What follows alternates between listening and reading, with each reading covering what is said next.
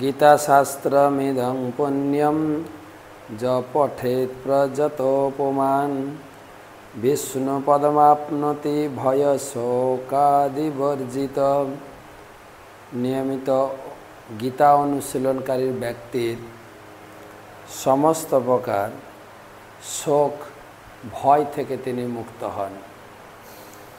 द्वादश अध्याय द्वितीय श्लोक भक्तियोग। श्री भगवानुवाच मज्जावेश्य मनोजे मां नित्ययुक्ता उपासते श्रद्धया परयोपेता ते मे युक्ततमामताः। श्री भगवान बोलें, যারা তাদের মনকে আমার সবিশেষ রূপে নিবিষ্ট করেন এবং অপ্রাকৃত শ্রদ্ধা সহকারে নিরন্তর আমার উপাসনা করেন, আমার মতে তারাই সর্বশ্রেষ্ঠ যোগী। অর্জুন এই 12 অধ্যায়ে প্রশ্ন রেখেছিলেন যে তোমার নিরাকার না সাকার কোন রূপটি শ্রেষ্ঠ।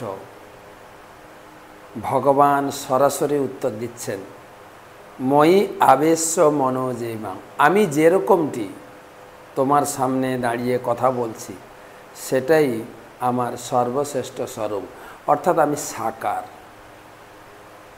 নিরাকার রূপে উপাসনা শ্রেষ্ঠ নয়, সাকার।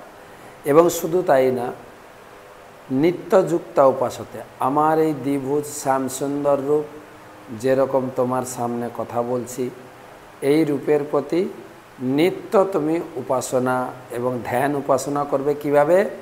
শ্রদ্ধায়া পরয়, শ্রদ্ধার সহিত এবং পরম নিষ্ঠার সহিত।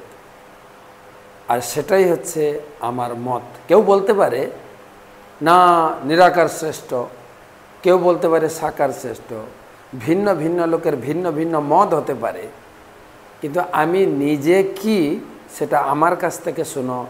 আমি সাকার এবং ভক্তি সহকারে আমার এই সাকার রূপ দ্বিভুজ শ্যাম সুন্দর কৃষ্ণ স্বরূপ উপাসনা করাই আমার মতে শ্রেষ্ঠ উপাসনা।